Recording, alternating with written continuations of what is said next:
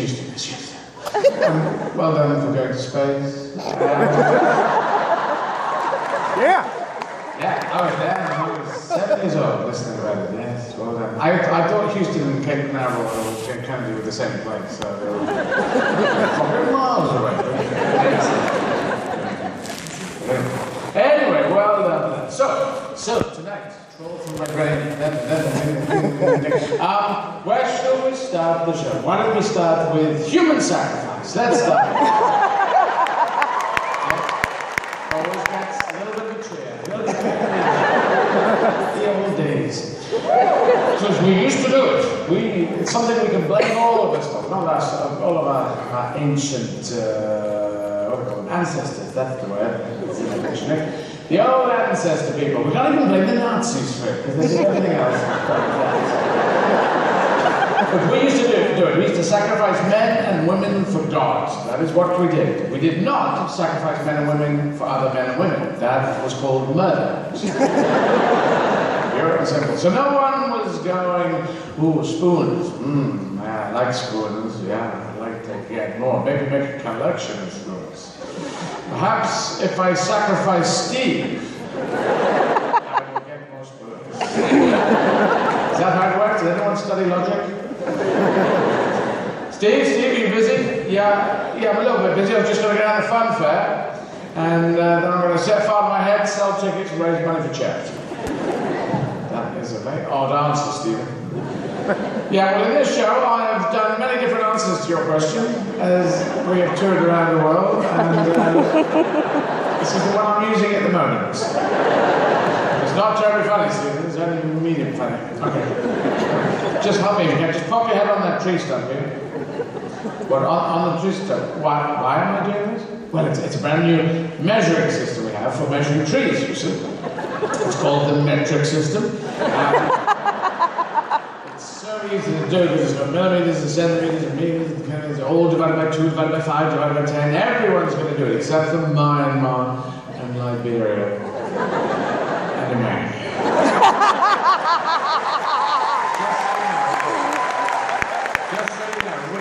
But that is the list you're on. There are a few people there. Come on, my dear, come on, Mile. What's doing?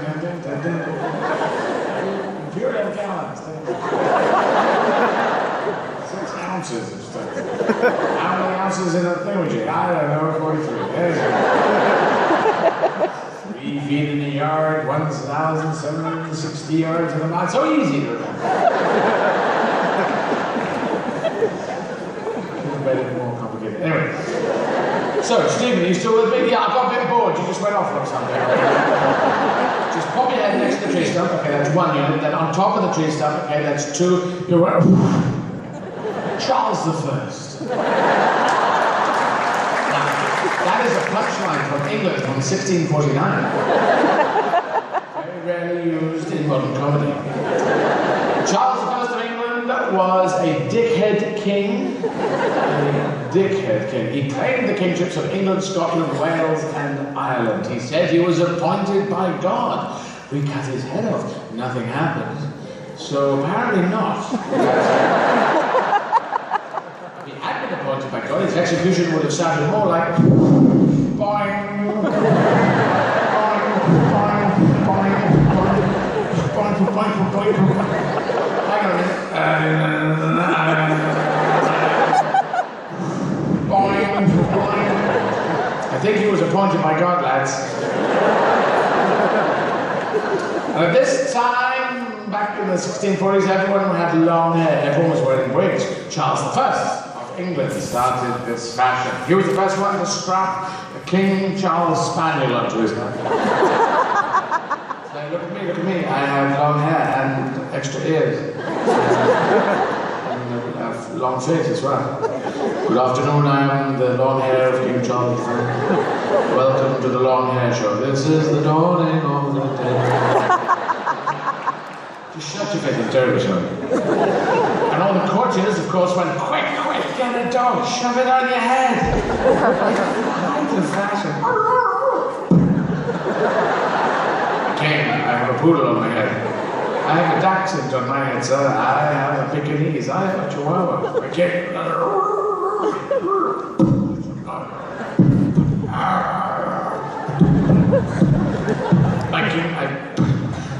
Just be with you in a minute. Come on, just get up. My king, I have a St. Bernard on my head. It's a bit feisty. My hair is feisty, sir. Now, I'm making fun of King Charles I and his death, but he was responsible for the death of over 200,000 people in the English Civil Wars, and there were 3 English Civil Wars. And for us, it was the bloodiest time on English, not British soil, but English soil. So there was him, Charles I, and his big hair. Pointed by God, beautiful. Up against Oliver Cromwell and the parliamentary forces. Oliver Cromwell was a Protestant man, a pious man. And sometimes, Protestant faith came from Martin Luther, a German Catholic priest who said, hang on, Catholicism's all about cash at the moment, it's all gone bonkers. So he wrote 95 theses on the Catholic faith, and he famously nailed them to the door of a church. Nummer 1, Nummer 2, Nummer 3, Nummer 4, 2 Stunden später, 47, 48, 49. Nein, ein Wind. Mein Taser.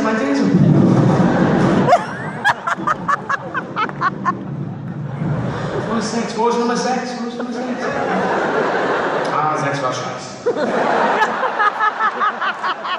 Well, that music, your first scene in German, have you ever heard? Yes? That piece of stand-up I built in Berlin, and I learned it, and I was doing it in English, and I thought, I think these guys can get it in German. So yeah, I've been all through Midwest, and yeah, everyone get that. Anyway, so Martin Luther, nice guy, seemed like a decent kind of guy, and not fighting, whereas Oliver Cromwell,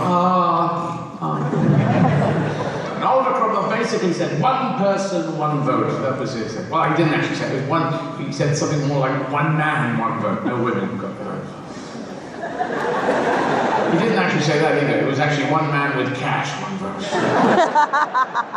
1649. What can you do? Democracy fucking slow. Getting to democracy. So, yeah, so that was that. And obviously Charles I, Charlie I, was not appointed by God. I think I proved that. Except, I suppose, unless if on the day of his execution, God in heaven was maybe busy with other things. The weather here in heaven is a little bit cloudy. It's always a little bit cloudy here in heaven. Maybe I shouldn't have built heaven with so many fucking clouds. That is all from me. Love and kisses, Uncle God. Send. Send. Jesus? Wi-Fi is fucked. What does spinny wheel mean? It's not good, Dad. What's the password to heaven? I forgot it. You've forgotten it? Well, we changed the password, Dad. Yesterday, someone hacked into heaven and downloaded drizzly weather for Northern Europe.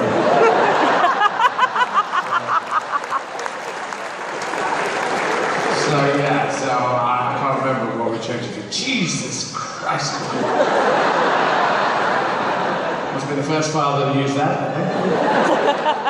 What day is it today? It's a day Charlie I buys the farm. Hang on. Let's talk to England. Where's England on this globe? How does it work? Hang on, everything's much bigger now. Oh, what's going on? Dad, that's an app? Okay, that's an app. Things go like this, yeah, double check, you do that, you go back to the thing, and then you get populations. That's quite good, yeah. Oh, where's it gone now? Anyway, England, don't kill Charlie I. Don't kill Charlie I. This is the voice of God speaking. Hang on. England. Don't kill Charlie I. Don't kill Charlie I. This is the voice of God. I'm sorry, this announcement comes a little late, but it's got spinny wheel.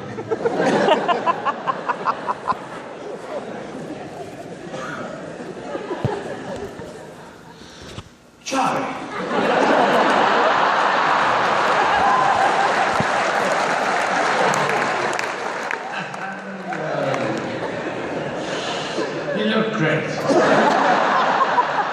You look like an astronaut.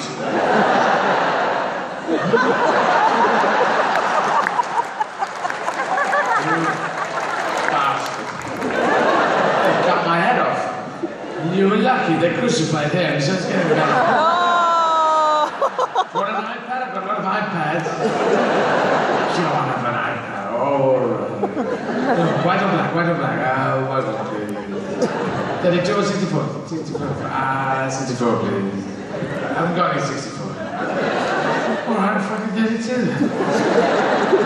This was all in 1649. Now my point here, I have points these days. My point is that that was 1649, 450 years after the signing of the Magna Carta in 1215 by bad King John of England. Now, Magna Carta was the beginning of democracy, coming back into Europe, a little bit of democracy after the Greeks and the Romans had done democracy and then said, fuck it. Right about Caesar's death. Over 1,000 years later, democracy starts creeping back. 450 years after that, one bloke is saying, I am basically God. So humanity can go backwards. Bear this in mind, Tea Party.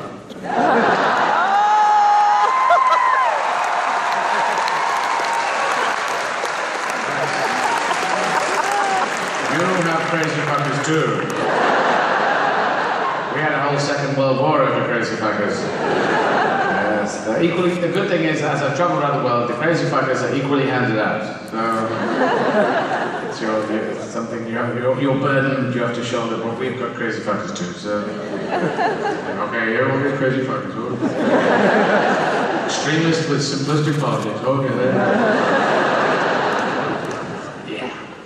So, yes, so now, Magna Carta, signed by bad King John, was younger brother of King Richard the Lionheart, much more famous and glamorous king he was. And he was called bad King John because he lost France. He just went, fucking lost it.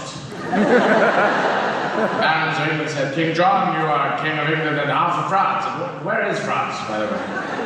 Well, I lost it. It was in my back pocket. Well, I don't know where it was, then it's gone now. It might be down the back of the sofa. I haven't checked down the back of the sofa. What's that? That's 2 gold florins, and that's a small teddy bear, and that's a map of Calais. So I've still got the town of Calais in France. So I've got 1 town left. Lost the rest of it. Not good enough. You must sign the Magna Carta. Oh, for fuck's sake. What does Magna Carta mean, anyway? It's Latin for big card. If you were to read, Dear Barons of England, I'm terribly sorry I've missed all your birthdays, loving kisses, bad food. Also promised to hand over some of your power at the beginnings of democracy. Promised to hand over some of your power. Beginnings of democracy. Always play the bad guy in the Robin Hood movies. Who's going to play the good guy? Your brother, King Richard the Lionheart. Yes. And Sean Connery playing him too. Sean Connery plays the good guy. In Robin Hood Prison, Sean Connery plays King Richard the Lionheart, who is one of the greatest kings of England, not Britain, but England, that we've ever had. This King Richard the Lionheart was born in Oxford, in England. He's a great fighter of men, fought against Saladin in the Third Crusade, the David Beckham of kings. As English as afternoon tea, he spoke only French. Yes, a little interesting fact here. So in all his interviews, they're saying, Richard the Lionheart, King of England, Rouge. Qu'est-ce que je dois faire? Je peux parler anglais. Il parle anglais, okay, I must try. Hello. Just Richard Lionheart.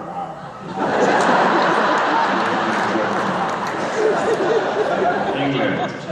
You're King of England. Yeah, England. London, Manchester, Birmingham City, Tottenham Hotspur, Wolverhampton Wanderers. And where in England do you actually live? It's called France.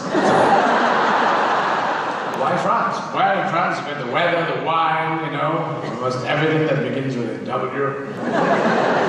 And I hear you're a fighter. Oh, I'm a great fighter. You know, I can kill you, I can kill this guy, I can kill anyone who runs at me, I kill him. No one should bring me sort of food or anything. I'm crazy. And how was the great battle here, Judea, here at the fortress of Acre? Well, you know, we Crusaders, we built a lot of fortresses on the first crusade and the second crusade. So this one, Fortress Acre, is an important one. The Muslim forces are strong this year, you know. Saladin is a great general, I have respect for him. But we were better second half, I think we pushed forward. You know, could have gone to penalties, I'm not sure, but we got in there. Down to 16, and Algeria did very well, I thought.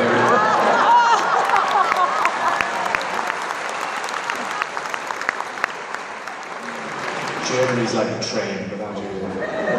You tomorrow? Play tomorrow? Yeah. Good luck to you guys. We've only got English speakers left, I think.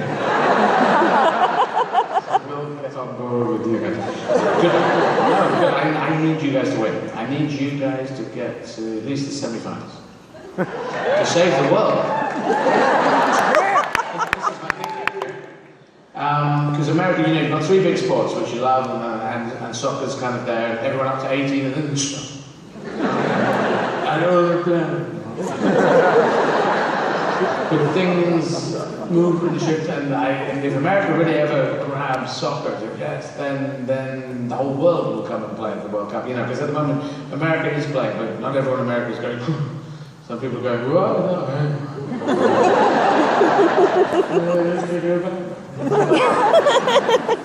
so I need you guys to win. Well, not necessarily win the whole thing, but if you want, go for it. That would fucking change the country. That would blow your minds, I think. If you're in the final, there would be people saying, well, I suppose I better watch it then.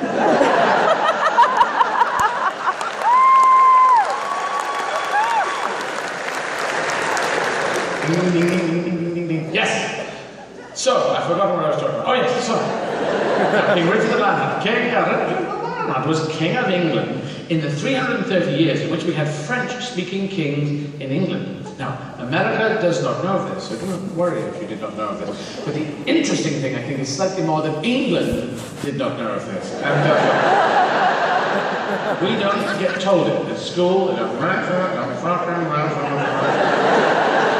it's slightly embarrassing, you know? And it's 330 years, and they just don't fucking do it. I learned about it 5 years ago, and I'm really into history, you know. So basically from 1066, when a guy called William the Conqueror, or really called Guillaume le Conquérant, went and won the Battle of Hastings, you might have heard of, up till 1399, with the crowning of Henry IV. French was the language of the king and queens in England, the language of the aristocracy in England. French was the language of the administration in England. Anglo-Saxon English dropped back and became a street language, a language for workers and servants. Going up to big people going, Monsieur Duke de Kent, bonjour, monsieur. Breakfast, munchy, munchy, nosh, nosh, food, and you go. What you want, mush? Je comprends pas. No, fuck, yeah, French. Le petit déjeuner, I think you call it petit déjeuner. Ah, le petit déjeuner, small dinner, yes, we want this. Qu'est-ce que nous voulons? Jean-Pierre, Jean-Claude, Steve Claude. Qu'est-ce que nous voulons? Ok, thé, café, okay, champagne, ok, croissant, beaucoup de croissants, and omelette avec champignons. Okay, omelette avec champignons. Oh, oui, mein Herr. Alright lads, here we go. Tea, coffee, champagne, get some bottles out of the bin. Croissants, what's a lot of croissants? Croissants. I don't know, but all I know is that in the future, in America, they'll be called butter croissants. You have a croissant? They got a butter croissant. What's that? What is a croissant? And then we need some omelettes. What's the French for omelette? Fuck knows, anyway. And some omelettes with champignons in it.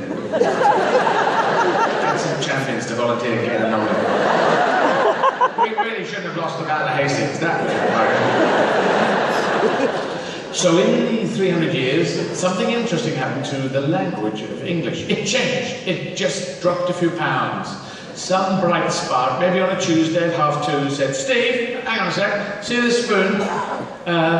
Yeah, Jeff, yeah, what about it? Well, from now on, why don't we just call it a spoon?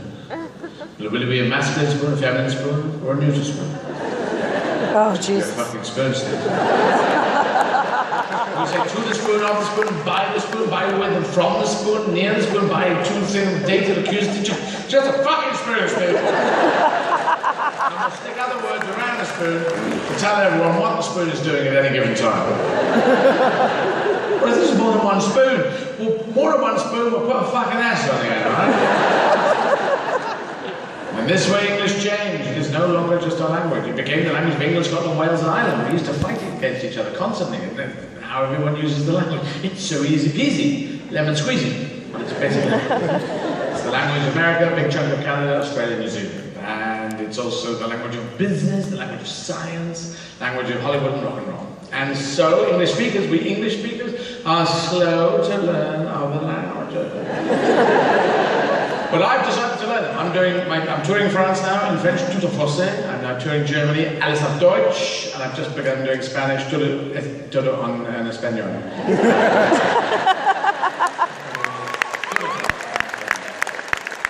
I've only done 7 lessons, so I'm still learning. But, and I use it's not a mixture, it's not Spanglish, it's not that mixture of English and Spanish, it's not the German, Deutsch, English mixture, which is called Dinglish. And it's not Franglais, which is the British. It's all the language. It's the whole language. But I do use one word of English, which I drop into the shows as sort of seasoning, and that is the word fuck.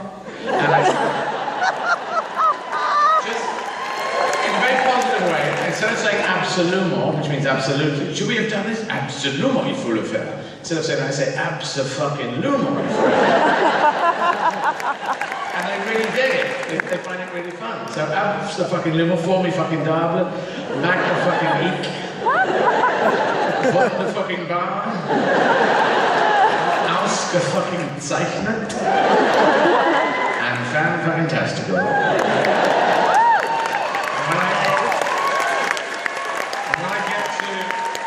Russian and Arabic, which are the next two, I'll find words in there as well. So it's just fun. And I think that my teachers, if I ever met my teachers again in school, they said, you're doing shows in another language, well done, that's very good. But you're swearing at them, like, shut up, now get out of here, disgusting. Come back in, here's a sausage, now get out of here. It would be confusing to my rather proper school that I went to. So I like it. Yes, and English is no longer an invasionary language. We used to invade around the world, going around saying, hello, we've come with guns and flags. That's what we've done.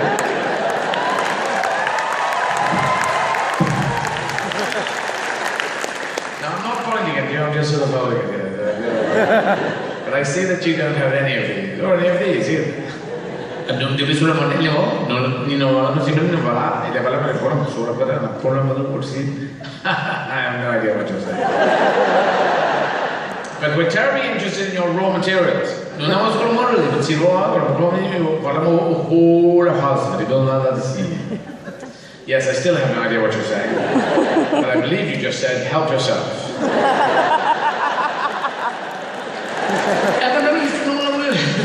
You can help me if you wish. Do you have a shovel? No,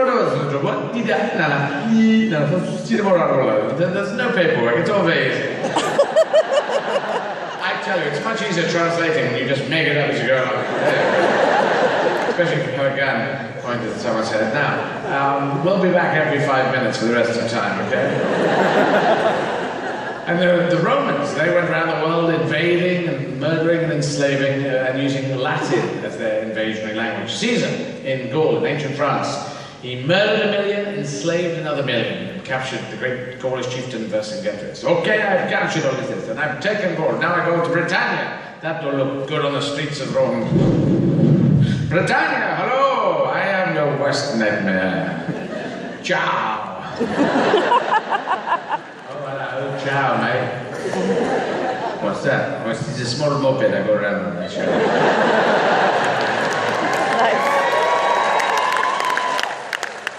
Is this the European dream or the European bloody nightmare? It's probably a nightmare because I'm invading you. So yes, you have two choices, my ancient British friend. You can join us or you die. Wow, multiple choice. I like that. So join you or die. Can I find a friend? You can't fucking find a friend. We will not join you. Oh, well, then you'll die. Oh, we'd rather not do that. Then you must join us. No, we'd rather not join. You fucking choose one. Switzerland. Okay, well, before I vote for you, what improvements will you make to my town before you go? There's no fucking voting. This is not democracy. I am Caesar. I'm going to stop these fucking democracy. Well, look, I tell you what. We come into your town, yes, and then we build an aqueduct, which is water duct, you know, so we bring water from the mountains. So a lot more water comes whoosh straight into your town and then whoosh straight out onto the next town. So we don't actually get any more water. No, but you see it go back. You see it go back. And you will get the trickle-down effect as water droplets come over the edge. An idea from right-wing economics. So basically, you Romans are all fascist plumbers. Yes, I used to like the Romans because death plus time equals fun. And in a film, sword and sandals. You know, but really they were fascist plumbers, so no cigar for them. But they had the multiple gods and the multiple invisible gods in the old days. Then it went to the multiple the single invisible god. And I don't believe in any invisible gods. I'm happy to believe if they bother to come down occasionally, but they never do. So, but I quite like the ancient, the multiple god thing. So you have Jeff, the god of sandwiches, Roger, the god of baked potatoes, Kenneth, the god of helicopters, and Siobhan, the god of dangerous spelling. Then the Emperor Constantine, the Roman Emperor Constantine, took the whole Roman Empire into Christianity using the debt consolidation of gods argument. For he said to them, people of the Roman Empire, you spend many hours every day praying to Jeff, the god of sandwiches, Roger, the god of baked potatoes, Kenneth, the god of helicopters, and Sharon, the god of dangerous spelling. Why not consolidate all your prayers in one God, the Christian God? For one easy prayer every day, you can pray for sandwiches, baked potatoes, helicopters, and dangerous spelling. Don't get let down by multiple gods not answering your prayers multiple times. Why don't get let down in one big go by the Christian God? I think that's what he said at the Council of Nicaea. So I like the Buddhist people because they believe in a real bloke. They believe in a guy called Jeff Buddha, I think was his name. And if you go to India, all the images of Buddha are trim gyms, and you go to China, they're all big lads. So I think it must have started in India with trim the lad. They have many positive ideas, you know. We must be enlightened. We must be positive. You see, we must be awakened. You know, this is the thing. Nirvana. Listen to the albums. If it smells like Teen Spirit, it probably is. So my daughter, this is excellent food, by the way. I said that. Another aloo gobi for me, please. And naan and chicken biryani. Thank you. So we come. We will take these ideas to China. Come. Bring all this food. Bring all the food. So he got to China. He was Marlon Brando in Apocalypse Now.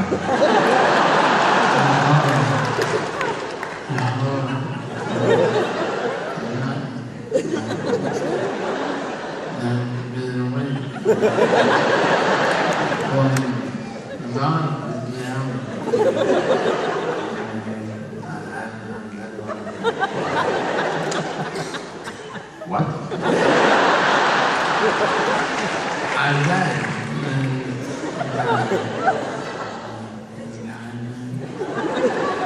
Wise man.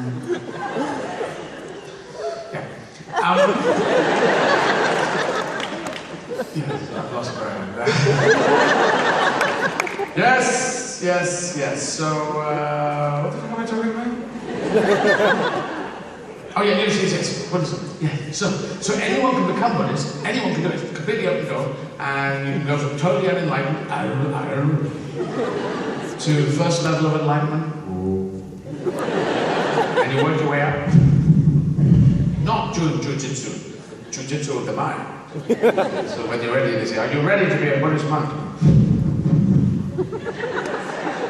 ¿Saben yes? Los lados.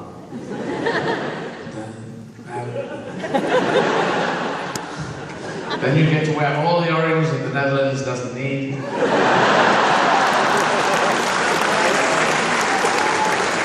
And you also get your own gong. Bong! But be careful, every time you hit a gong, a Buddhist monk gets his wings.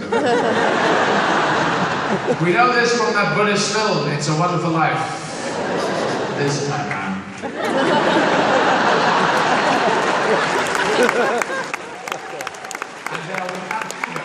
And they have separated ego, which I find a fascinating idea, because I think it definitely works against selfishness. If you have no ego, you're not going to be a selfish bastard. That works, but it doesn't help us. Having no ego doesn't help us against extremism, especially when they pick up guns and do that kind of stuff. So against the Nazis, you know, Buddhist, it's enlightening, but it doesn't do anything. Because if a Buddhist monk wishes to strongly complain, he will kneel down and set fire to himself, and that's a tragic sacrifice. I just think Nazis go, that's what we were going to do to him in a minute. You know? So we may have to use these egos, these fire-burning things we have inside us. And as President Lincoln said, the better angels of our nature, that's what we have to try and do. Yes,